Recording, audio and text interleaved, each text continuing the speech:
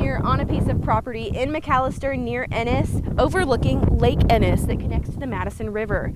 A beautiful view that residents say will soon be obstructed by the expansion of a gravel mine and an asphalt pit right behind me. This is the only little area in the purple that we're actually going to mine. I don't know why they've decided to make it bigger or what's going on there. The DNRC owns a 160-acre lot of land on the east side of Highway 287, which is the site of a gravel pit owned and operated by AM Wells.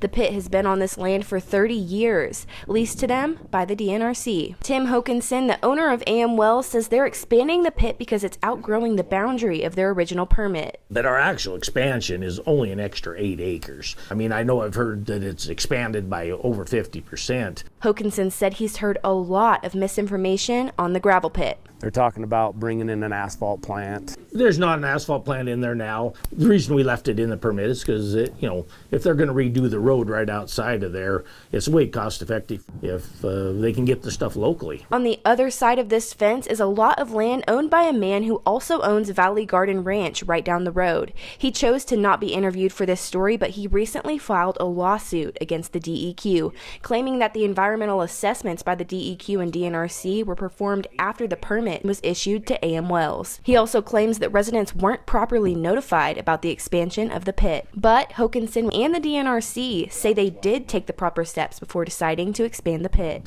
Public notice went in the paper. There was no issues. Due to ongoing litigation, the DEQ was not willing to make a comment, but the DNRC says this about the gravel pit. We have literally hundreds of gravel pits on state lands throughout the state of Montana. If they're done right, they really don't cause any problem. But John Malovich, the executive director for the Madison River Foundation, disagrees. Currently, there's a bluff or a wall that's made of gravel and dirt that protects the overall view, but also protects the ability for runoff to go directly into the Madison, into the tributaries.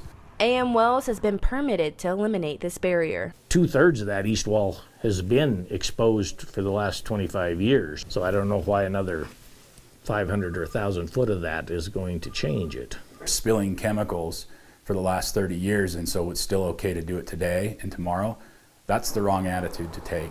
Hokinson says any contamination would be extremely minimal in his opinion.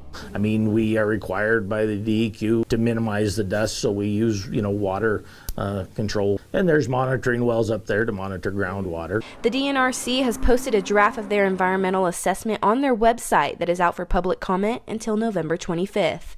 In Ennis, Jolie Salee, MTN News.